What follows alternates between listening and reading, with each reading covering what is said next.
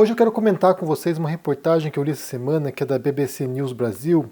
É uma reportagem, o título é Por que imigrantes estão indo embora de Portugal? E isso se junta a uma outra reportagem também que foi veiculada essa semana, de uma criança brasileira que sofria bullying na escola em Portugal e que daí os colegas fecharam a porta nos dedos dele e ele perdeu 2 dedos, né? E aí foi alvo, claro, de xenofobia. E aí a mãe veio denunciar a história e passou a sofrer mais xenofobia ainda porque, como era uma cidade pequena, os moradores que se conheciam passaram a persegui-la. Então, assim, eu quero juntar essas duas histórias para pensarmos algumas coisas sobre esse assunto, né? E aqui eu vou escolher esse assunto aqui por várias razões, né? Primeiro porque eu sou imigrante, então assim, é um tema que me fala muito diretamente. Depois porque eu sei que tem muita gente em Portugal que assiste o canal aqui, muitos brasileiros que acompanham também o canal. Sei que tem muita gente que é brasileira, está no Brasil e sonha em morar fora, sonha em ir para Portugal também. Então é um tema que fala diretamente com esses tópicos, mas também tem a ver com o assunto que eu estudei no mestrado, né?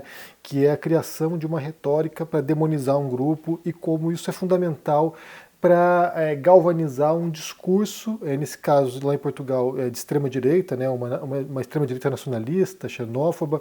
Eu quero pensar algumas coisas com vocês sobre esse assunto. Eu sei que essa semana eu fiquei desaparecido, bem, tem quase 10 dias que eu estou desaparecido aí, mas é que eu estou trabalhando num projeto aqui bem grande, um projeto que é um projeto que tomou muito tempo meu esses dias, então realmente não teve como gravar, não teve nem como, na questão não era nem tempo de gravar, estava tão focado, né, nesse projeto que eu não conseguia deslocar o pensamento para outra coisa. Então, assim, pesquisar algum assunto de política, alguma coisa assim, não deu, não tinha como conciliar as duas informações na minha cabeça. Mas se der certo o projeto, eu volto aqui, vocês vão ser os primeiros a saber do que se trata. Se der errado, vocês nunca vão saber. Então é isso. Mas vamos falar sobre isso, né? Sobre essa reportagem da BBC News, porque eu achei bem interessante falando sobre como chegou um ponto agora que Portugal começou agora a repelir os brasileiros. Os brasileiros estão fugindo, entre aspas, de Portugal, e eu quero entender com vocês por quê. Bem, são várias causas, na verdade, né? A xenofobia é uma delas, não, talvez nem seja a principal, mas é uma delas, mas a principal tem a ver com o aumento do preço, do custo de vida em Portugal. Isso é uma coisa que é perceptível. Eu vou falar aqui por experiência própria, inclusive, né, de alguém que vai para Portugal algumas vezes por ano. Eu tenho ido mais ou menos 2 vezes por ano para Portugal. Morei lá durante o período, então assim, tenho uma experiência de vivência lá como turista. E aí é perceptível isso, né? A mudança que o país sofreu ao longo desses últimos anos. Eu me recordo quando eu fui logo após a pandemia, que eu senti que estava bem decadente o país, bem decadente Lisboa, pelo menos. E agora, a última vez que eu fui, que foi agora, foi em outubro agora, que eu fui a trabalho para lá para um evento, é um país que está muito diferente nos últimos anos, para melhor e para pior. Então, assim, o que a gente percebe é que é o que se mostra nessa reportagem, né, é que houve um grande influxo de investimentos e de estrangeiros com muito dinheiro comprando imóveis em Portugal. Há um déficit de residências lá no país, então isso aumentou drasticamente o custo dos aluguéis em Portugal. O que acontece é que, por exemplo, pelo que eu vi ali, que você alugar um apartamento em Lisboa está muito mais caro ou equivalente a grandes capitais em países europeus, em outros países europeus, que têm um custo de vida mais baixo e que têm um salário mais alto do que Portugal. Portugal tem um salário relativamente baixo em relação à França, por exemplo, ou mesmo Itália, ou mesmo, sei lá, Alemanha. Então, você pensa que é um país que tem um custo muito alto e um salário muito baixo. E isso acaba impactando, obviamente, pessoas que têm um salário mais baixo. Então, se for pensar que imigrantes, né, os brasileiros estão nessa demografia, os imigrantes têm salários mais baixos, geralmente, fazem trabalhos menos qualificados, então eles são mais impactados por esse aumento no custo de vida. Isso tem expulsado os brasileiros de lá, alguns deles retornando para o Brasil e outros migrando para outros países europeus. E aí, outro problema que foi mencionado, daí é o ponto que eu quero chegar com vocês, que tem a ver com o crescente discurso xenófobo no país, inclusive na política institucional. Aqui a gente tem que pensar que Portugal e Espanha, eles eram considerados os 2 últimos bastiões da defesa contra a extrema-direita europeia. Então, assim, vários países, Áustria, por exemplo, Polônia, Alemanha mesmo, né, Holanda, estavam observando o crescimento vertiginoso da adesão da população ao discurso extremista de direita, e aí a França também, né, que tem uma tradição, inclusive, fascista na França, mas Espanha e Portugal tinham se blindado durante um bom tempo.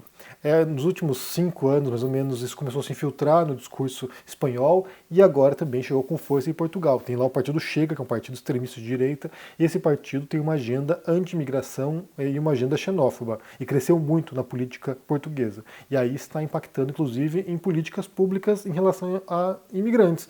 E aí dificultando também a residência desses imigrantes, né, ou a regularização do status desses imigrantes. Ou seja, tinha muita situação, por exemplo, até muito recentemente, que o brasileiro ia para lá com visto de turista, chegava em Portugal, conseguia um trabalho e ele conseguia fazer a mudança do visto de turista para visto de trabalho e assim ficava lá e depois de um tempo conseguia a nacionalidade. Me parece que complicou muito agora esse processo e já não é tão simples. Então isso também vai impedindo, né, que muitos brasileiros que vão com essa ideia de eu vou lá tentar e quem sabe eu fique, já não conseguem mais ficar regular no país. E aí muita gente vai embora. Então você tem esse discurso extremista agora perpassando a política portuguesa e desse modo insuflando esse discurso xenófobo e de rejeição aos imigrantes.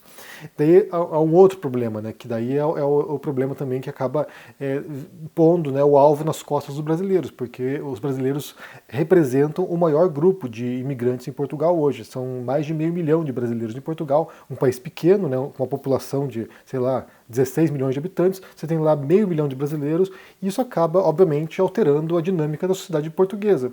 Eu não vou aqui fazer um discurso contra imigrante, porque não faz nem sentido, né? Eu sou imigrante e eu acho que é importante que tenha essa flexibilidade, que tenha essa movimentação. Eu penso que os imigrantes contribuem muito para a sociedade na qual eles estão, ajudam também, inclusive, a renovar a sociedade, né? Muitos países europeus têm baixa taxa de natalidade, portanto, quem está, gerando a economia do futuro são os imigrantes, né? As gerações futuras que vão trabalhar. Então, assim, não sou contra a imigração, mas eu entendo também que há uma tensão, né? Uma tensão cultural, uma tensão social. Quando essas novas levas de imigrantes chegam, isso aqui acaba transformando a sociedade.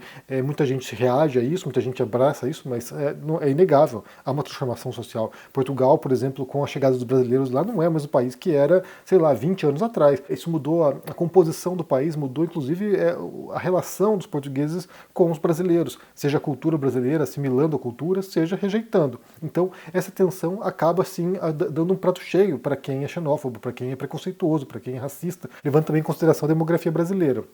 E a gente vê esse caso, né, de crianças sofrendo o impacto disso, né, crianças nas escolas sofrendo xenofobia. Isso aqui a gente pode imaginar que as crianças nas escolas portuguesas já reproduzem xenofobia dos pais, então assim, você tem um ciclo que vai se perpetuando e os alvos principais são brasileiros, mas também outros imigrantes, né, angolanos, moçambicanos, de países africanos ou asiáticos que acabam também sofrendo o impacto lá em Portugal. E aí, só para observar também um outro aspecto importante que tem a ver com essa singularização de um grupo, né, e aí a tática mais antiga que existe de você criar um inimigo para você galvanizar uma posição de controle e política nesse caso. Só para pensar aqui, né, pensando na ficção, ontem a gente assistiu aqui o Wicked, né, o primeiro, né, eu já tinha visto anteriormente, mas a gente assistiu de novo porque vai estrear o próximo agora nesse fim de semana.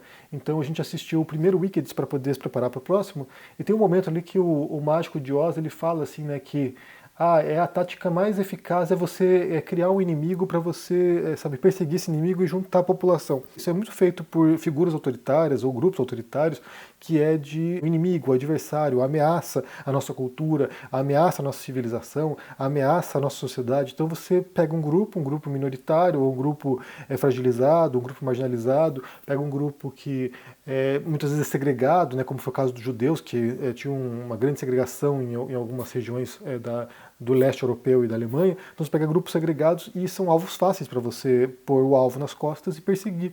E aí você junta a população e daí você, inclusive, você pega todos os problemas sociais que existem naquele país e você atribui àquele grupo minoritário que não vai ter nem como se defender, porque muitas vezes nem sequer tem direitos no país. Então é muito fácil fazer isso. Então, assim, os brasileiros são a bola da vez. Há uma rejeição muito grande em Portugal aos brasileiros e claro, cada país tem os seus alvos, né? Já falei isso aqui várias vezes. Aqui na Espanha tem um alvo, né, que são os latino-americanos no geral, os hispanohablantes da América Latina, você tem os marroquinos que são alvos aqui, os muçulmanos. Então, assim, há os seus alvos particulares. Na Itália são outros alvos, na França são outros alvos, no Reino Unido são outros alvos, mas cada país tem um alvo que geralmente representa o conjunto de imigrantes mais numeroso. Então, assim, aquele grupo de imigrantes que mais se destaca na sociedade, porque são os mais, porque tem mais pessoas. E aí é muito triste. Então se junta esses dois fatores, né? Se junta o fator socioeconômico do país, né? O aumento do custo de vida, e deve ser junta também esse fator de preconceito, e isso, claro, que acaba desmotivando muita gente a permanecer no país. Como eu falei, eu adoro ir para Portugal, eu vou frequentemente para lá. Como turista, é um país muito legal para visitar, tem muitas coisas lindas lá, e a história, né, conjunta com o Brasil, o vínculo que existe entre os dois países, você pode aprender muitas coisas lá, mas não há dúvida de que para morar lá não é legal. Eu tive uma péssima experiência em Portugal, então assim, eu já contei essa história anteriormente, tive uma péssima experiência lá como residente, e isso estamos falando aqui de mais de 10 anos atrás, então assim, eu acho que entendo que tenha piorado bastante nesse aspecto de preconceito. Mas é triste, ainda mais quando afeta crianças, né? Como foi o caso ali mencionado. É uma criança sofrendo bullying na escola, sendo perseguida por colegas, isso é muito lamentável. E como imigrante, né, como pai de uma criança imigrante, isso é uma coisa que preocupa enormemente. Eu sei que muita gente, muitos brasileiros, acabaram deixando também Portugal para virem para a Espanha, porque a reação aqui a brasileiros não é igual à reação dos portugueses a brasileiros, aqui não há um preconceito específico contra brasileiros, então muita gente vem para cá, inclusive porque o custo de vida é mais baixo aqui em muitas cidades, né? Então, assim, possivelmente aquilo que a pessoa paga lá em Lisboa, ou na região de Lisboa, na região do Porto, vai ser muito mais em conta aqui na Espanha, então gente migrou para cá e gente que voltou para o Brasil, e aí vai ter que encarar também os desafios de retornar, né? Há uma estimativa, né, de quando você deixa o Brasil e vai para um país europeu, um país, sei lá, Canadá, Estados Unidos, o tempo que você leva para se adaptar a esse país é em torno de 6 meses, e quando você retorna para o Brasil, a adaptação pode levar 2 anos ou mais, porque há coisas que você não consegue mais se habituar, né? Algumas coisas, alguns problemas sistêmicos do país, né, do Brasil, que são muito difíceis de serem lidados, como violência urbana e como outras coisas que acontecem por aí. Mas é triste, eu desejo boa sorte para quem retorna ao Brasil, eu lamento muito por quem esteja passando por essa situação em Portugal, é muito triste você ser um estrangeiro e sentir que seus direitos não são preservados ou que você não tem direitos, isso é muito lamentável, realmente, não é fácil a vida de estrangeiro.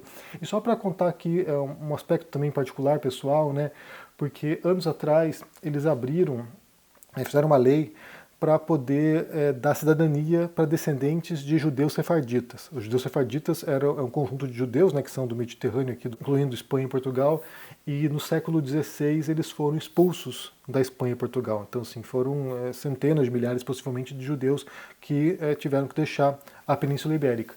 E aí, eu fazendo uma investigação genealógica, eu descobri que eu tinha um antepassado, eu tenho vários antepassados sefarditas, na verdade, mas eu descobri um em particular que eu consegui rastrear com a documentação até essa antepassada, que é uma antepassada que morreu em Évora, ela foi morta pela Inquisição, lá em Portugal, né? Então eu consegui rastrear e eu teria direito para poder solicitar a nacionalidade portuguesa. E aí eu fiz todo o processo, né, reuni toda a documentação, e aí começou esse discurso, né, começou esse endurecimento das regras para a imigração nesse período, e aí houve um escândalo envolvendo também cidadanias de sefarditas, então chegou um ponto que travou o meu processo, então está travado lá porque endureceu as regras.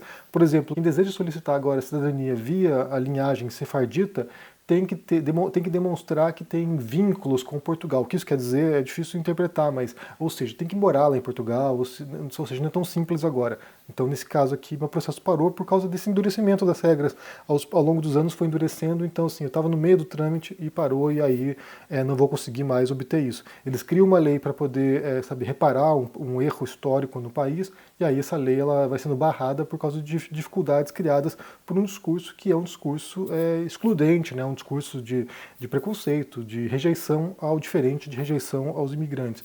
Então é isso. Então, eu quero ouvir de vocês o que vocês pensam sobre essa história, se você tem alguma experiência, né, em Portugal, se você mora aí também, pode contar pra gente como é que é a tua experiência, o que você está pensando, se você está achando difícil a vida aí, o custo de vida aumentou muito, como é que você vê o dia a dia. Deixa aqui embaixo no comentário, deixa o joinha, se inscreva no canal aqui ativando o sininho, isso é muito importante para ajudar aqui no engajamento. E só lembrando que está na Amazon agora o meu livro novo, lançamento agora de novembro, chamado O Golpe que Falhou, que conta a trajetória, né, da tentativa de golpe de Estado no Brasil, bolsonarista, que fracassou em 8 de janeiro, e aí eu mostro como o discurso vai sendo criado, né, para encontrar os inimigos, né, é o mesmo discurso, na verdade, é muito parecido com o discurso da extrema-direita europeia, mas foi criado um discurso para galvanizar a população brasileira em torno dos inimigos comuns, né, os comunistas, a ditadura gaysista, as feministas, assim por diante, então criaram um discurso, e daí, com isso, tentaram um golpe de Estado e felizmente fracassou, mas eu mostro para vocês o passo a passo aqui de como isso se deu e como é, saber, é chocante, é você olhar assim, essa história é bizarra. E outra coisa também é quem quiser conhecer formas de fazer uma renda extra, vou deixar na descrição desse vídeo aqui um link, vai falar com o Clayson no WhatsApp. O Clayson é um parceiro nosso, é um amigo do canal aqui, e ele vai dividir com você alguns caminhos para que você possa fazer uma grana a mais desde casa, trabalhando de casa, ganhar 600, 700, 800, quem sabe R$ 1.000 a mais por mês, e aí ajudar na sua conta em casa, pagar suas dívidas, a fazer uma poupança, poder viajar, poder passear em Portugal e voltar para casa depois. Então, assim, vou deixar aqui, boa sorte para ti e se cuide. Tchau!